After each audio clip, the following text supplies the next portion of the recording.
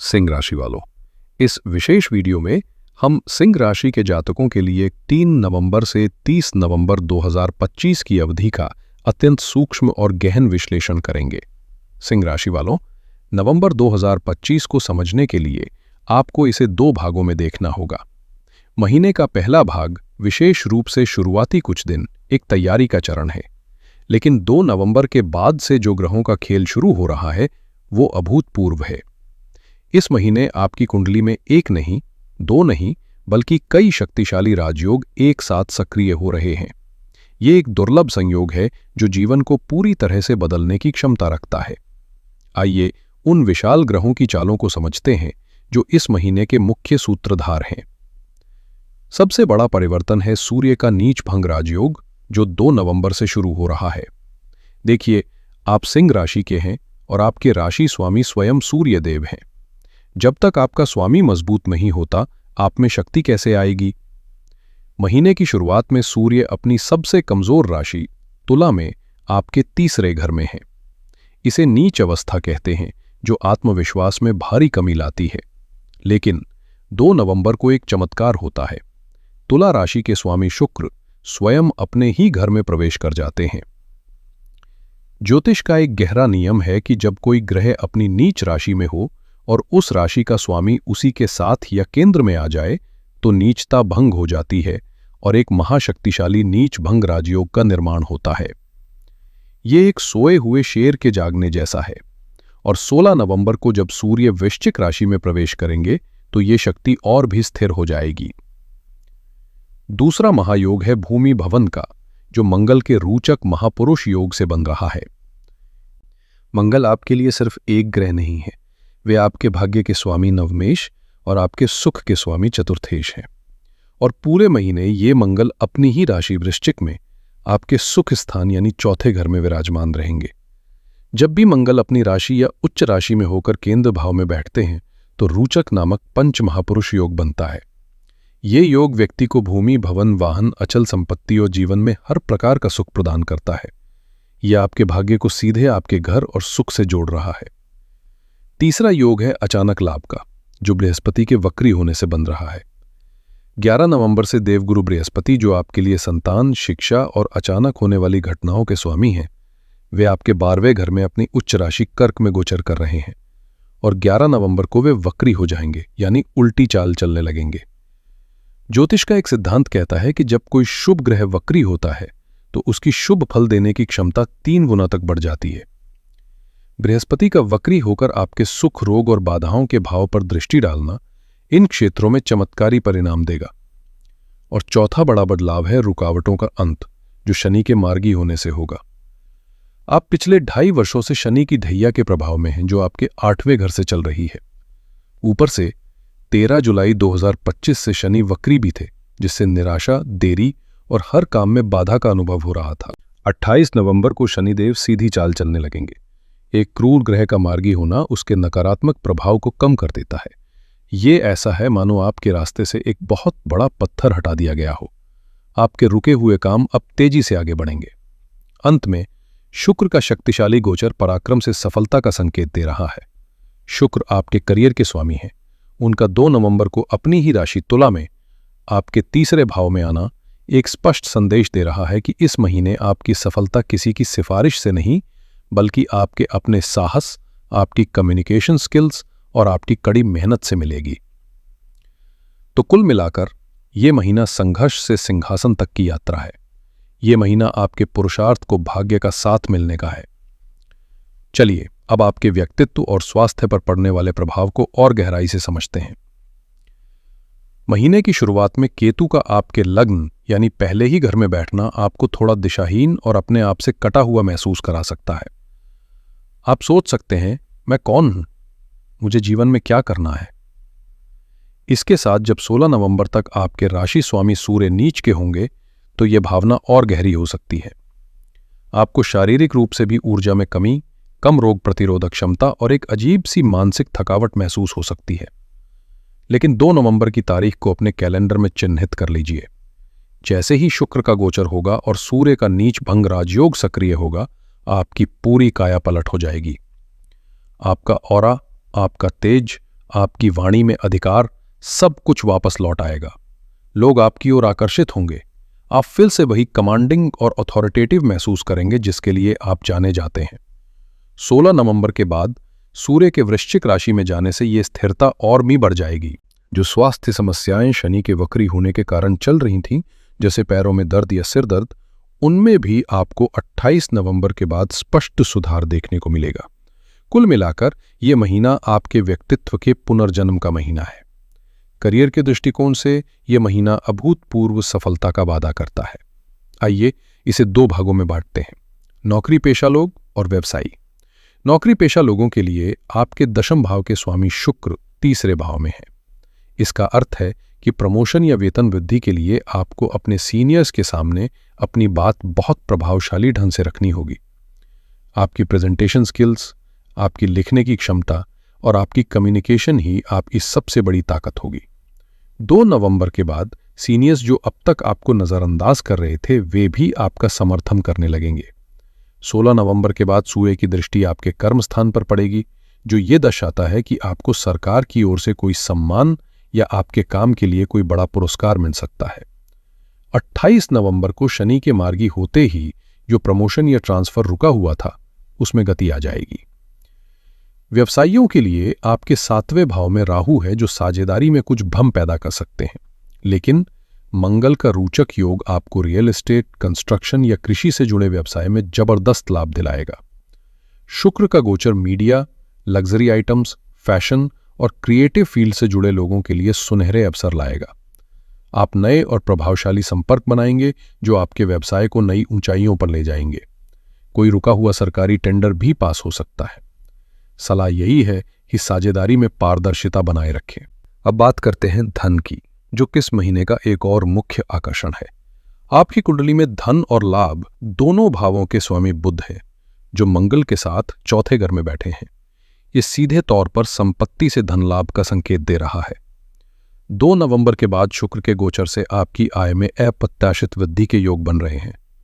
10 गुना तक की वृद्धि का संकेत है, जो दर्शाता है कि कोई बड़ी डील या अवसर आपके हाथ लग सकता है। 11 नवंबर को बृहस्पति के बकरी होने का एक चमत्कारी प्रभाव यह होगा कि आपका कहीं भी फंसा हुआ पैसा, चाहे वो ससुराल पक्ष में हो, दोस्तों के पास हो या किसी सरकारी विभाग में, वो वापस मिलना शुरू हो जाएगा। 28 नवंबर के बाद शनि की सीधी दृष्टि आपके धन भाव पर पड़ेगी, जो इस प्रक्रिया को और तेज कर देगी। आपकी बचत क्षमता में भी जबरदस्त सुधार होगा। आप पुराने कर्जों से मुक्ति पाएंगे। मंगल का रोचक योग आपको भूमि या संपत्ति में निवेश करने के लिए प्रेरित करेगा और ये निवेश भविष्य के लिए अत्यंत लाभदायक सिद्ध होगा। बृहस्पति 12वें घर में है, इसलिए खर्चे भी होंगे, लेकिन ये खर्चे व्यर्थ में ही जाएंगे। आप इन्हें बच्चों की शिक्षा, विदेश यात्रा, किसी आध्यात्मिक कार्य या घर की जरूरतों पर खर्च करेंगे, जो आपको संतुष्टि देगा। सिंह राशि वालों, ये वो क्षेत्र है जहां ग्रहों ने आपको इस महीने सबसे अधिक धैर्य और समझदारी रखने की सलाह दी है। आपके 7वें घर में राहु का होना और पहले घर में केतु का होना, ये एक 7वां का अक्ष संबंधों के लिए हमेशा संवेदनशील होता है। वैवाहिक जीवन में राहु भ्रम और अलगाव का कारक है। ये आपके और आपके जीवन साथी के बीच बिना किसी ठोस कारण के गलत फहमियां पैदा कर सकता है। मंगल की दृष्टि अहंकार के टकराव को बढ़ा सकती है। आपको लगेगा कि आपका साथी आपको समझ नहीं रहा है, लेकिन यहां भी 2 नवंबर के बाद शुक्र का गोचर राहत लेकर आएगा।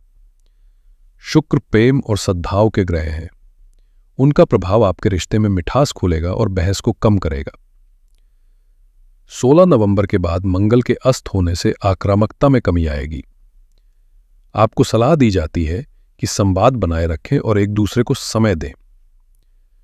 अविवाहित लोगों के लिए किसी ऐसे व्यक्ति से विवाह का प्रस्ताव आगे बढ़ सकता है जो पहले संकोच कर रहा था।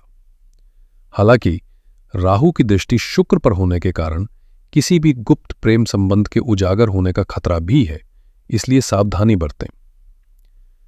पारिवारिक संबंधों की बात करें तो 16 नवंबर के बाद जब सूर्य चौथे घर में आएंगे, आपका ध्यान अपनी मां और घरेलू सुख शांति पर केंद्रित होगा। हालांकि वहां पहले से मौजूद मंगल के साथ सूर्य की युति घर में थोड़ी गर्मी या बहस का माहौल बना सकती है। पिता के साथ संबंधों में 2 नवंबर के बाद सुधार होगा। भाई बहनों के साथ भी गलतफहमियां दूर होंगी। और अब विशेष रूप से बात करते हैं हमारी सिंह राशि की गृहिणियों की, क्योंकि घर और परिवार इस महीने आपके लिए ब्रह्मांड का केंद्र बिंदु बनने जा रहा है।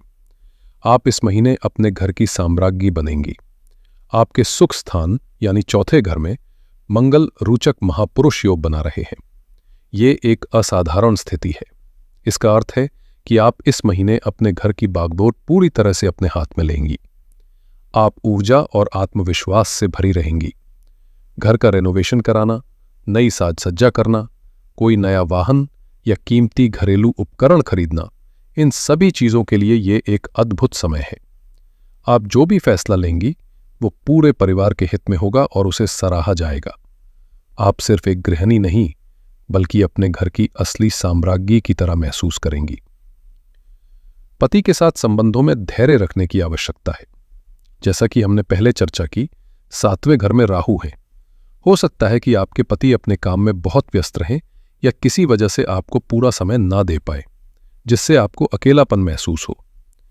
यहां आपको धैर्य से काम लेना है। 2 नवंबर के बाद शुक्र का गोचर आपके रिश्ते में प्रेम और आकर्षण को बढ़ाएगा। अपनी तरफ से संवाद की कोई कमी न रखें और किसी भी गलतफहमी को मन में जगह ना बनाने दें। संतान की प्रगति से आपको सुख मिलेगा। आपकी कुंडली में संतान के स्वामी बृहस्पति बहुत शक्तिशाली हो रहे हैं। यह आपके बच्चों के लिए बहुत ही शुभ संकेत है। वे पढ़ाई में बहुत अच्छा प्रदर्शन करेंगे। यदि वे आपसे दूर रहकर पढ़ रहे हैं तो वहां से भी कोई अच्छी खबर मिलेगी। आपको उनकी उपलब्धियों पर बहुत गर्व महसूस होगा। आपकी सलाह और आपके संस्कार इस महीने उनके लिए एक सुरक्षा कवच का काम करेंगे। सबसे महत्वपूर्ण बात, ये महीना आपके लिए अपने आत्मविश्वास को फिर से पाने का है। केतु लग्न में होने से हो सकता है कि आप अपनी पहचान को लेकर थोड़ा खोया हुआ महसूस कर रही हूं, लेकिन 2 नवंबर के बाद जैसे ही आपके राशि स्वामी सूर्य बलवान होंगे, आप अपने स्वास्थ्य, अपनी रुचियों और अपनी खुशी पर ध्यान देना शुरू करेंगी। ये समय है कि आप अपने लिए भी जिएं और अपनी ऊर्जा को नवीनीकृत करें। भूमि और संपत्ति के मामले में जैसा कि पहले बताया गया है, ये इस महीने का सबसे मजबूत पहलू है। मंगल का रोचक योग और उस पर बृहस्पति की शुद्ध दृष्टि, ये संपत्ति खरीदने या बेचने के लिए एक स्वर्णिम काल है। पुराने संपत्ति विवाद आपके पक्ष में हल होंगे। आप एक बड़ा घर खरीद सकते हैं या घर में निर्माण कार्य शुरू कर सकते हैं। शिक्षा और संतान के लिए आपके पंचम भाव के स्वामी बृहस्पति हैं, जो वक्री होकर अत्यंत शक्तिशाली हो रहे हैं। ये शिक्षा के क्षेत्र में बड़ी सफलता का संकेत है। छात्रों को मनचाहे कोर्स या कॉलेज में दाखिला मिल सकता है। आपकी संतानें भी प्रगति करेंगी और उन्हें नए अवसर मिलेंगे। जो लोग संतान प्राप्ति की योजना बना रहे हैं, उनके लिए ये समय बहुत ही शुभ है। आपको खुशखबरी मिल सकती है। हालांकि छात्रों को सलाह दी जाती है कि वे अपने प्रेम संबंधों को अपनी पढ़ाई पर हावी ना होने दें। तो मेरे सिंह राशि के मित्रों, नवंबर 2025 का सार ये है, ये आपके पुनरुत्थान का महीना है। व्यक्तित्व के तौर पर आप एक शहंशाह की तरह आत्मविश्वास और शक्ति पुनः प्राप्त करेंगे। करियर में आपकी अपनी मेहनत आपको शिखर पर पहुंचाएगी। सम्मान और पदोन्नति के प्रबल योग है। वित्त के मामले में आय में अप्रत्याशित वृद्धि होगी। रुका हुआ धन वापस मिलेगा और कर्ज समाप्त होंगे। संपत्ति के लिए भूमि, भवन या वाहन खरीदने का ये सबसे उत्तम समय है। रिश्तों में, वैवाहिक जीवन में धैर्य और समझदारी की आवश्यकता होगी, लेकिन अंत में सद्भाव स्थापित होगा। और स्वास्थ्य के लिहाज से महीने के दूसरे भाग में स्वास्थ्य उत्तम रहेगा और पुरानी समस्याओं से राहत मिलेगी। कुछ महत्वपूर्ण तिथियों को याद रखें। 2 नवंबर महीना का सबसे महत्वपूर्ण दिन है, जब सूर्य का नीचभंग राजयोग सक्रिय होगा। 11 नवंबर को बृहस्पति वक्री होंगे, जो शिक्षा, संतान और विदेश से जुड़े मामलों में शुभता बढ़ाएंगे। 16 नवंबर को सूर्य का वृश्चिक राशि में प्रवेश होगा, जिससे मानसिक स्थिरता और घरेलू मामलों पर फोकस बढ़ेगा। और 28 नवंबर को शनि मार्गी होंगे, जो जुलाई से चली आ रही रुकावटें और देरी का अंत करेगा। इस महीने आपकी सबसे बड़ी सावधानी आपके अहंकार और वाणी को नियंत्रित करना है, खासकर रिश्तों में। राहु आपके वैवाहिक जीवन में भ्रम पैदा करने की कोशिश करेगा, इसलिए अपने साथी पर पूरा विश्वास रखें और किसी भी बाहरी व्यक्ति को अपने रिश्ते में हस्तक्षेप ना करने दें। इस अद्भुत महीने के सर्वोत्तम परिणाम प्राप्त करने और छोटी मोटी बाधाओं को दूर करने के लिए आप इन सरल और शक्तिशाली उपायों को अपना सकते हैं। पहला, सूर्य देव की उपासना करें। सूर्य आपके प्राण हैं, आपके स्वामी हैं। उन्हें मजबूत करना परम आवश्यक है। प्रतिदिन सूर्योदय के समय एक तांबे के पात्र में जल, थोड़ा गुड़ और लाल फूल डालकर सूर्य देव को अर्घ्य दें। अर्घ्य देते समय ओम ऋणहि सूर्याय नमः मंत्र का 11 बार जाप करें। ये उपाय आपके आत्मविश्वास और स्वास्थ्य के लिए रामबाण का काम करेगा। दूसरा, हनुमान जी की शरण लें। मंगल आपके भाग्य के स्वामी हैं और रोचक योग बना रहे हैं। उनके शुभ फलों को बढ़ाने के लिए प्रतिदिन हनुमान चालीसा का पाठ करें। यह आपको साहस देगा और संपत्ति संबंधी कार्यों में आ रही बाधाओं को दूर करेगा। तीसरा, शनिदेव की शांति के लिए उपाय करें। शनि की ढैया के प्रभाव को कम करने और रुके हुए कामों को गति देने के लिए प्रतिदिन शिव चालीसा का पाठ करना अत्यंत लाभकारी है। साथ ही हर शनिवार को सूर्यास्त के बाद पास के किसी पीपल के पेड़ के नीचे सरसों के तेल का एक चौमुखी दीपक जलाएं और शनिदेव से प्रार्थना करें। और चौथा उपाय है राहु केतु के लिए सेवा भाव। अपने वैवाहिक जीवन में सद्भाव बढ़ाने और केतु के कारण मन में आ रहे भटकाव को शांत करने के लिए प्रतिदिन कुत्तों को रोटी या बिस्किट खिलाएं। ये एक बहुत ही प्रभावी उपाय माना गया है। मुझे पूरी उम्मीद है कि इस गहन विश्लेषण से आपको नवंबर 2025 के लिए एक स्पष्ट दिशा मिली होगी। याद रखिए, ग्रह अपनी चाल चलते हैं, लेकिन उस ऊर्जा का उपयोग कैसे करना है, ये आपके हाथ में है।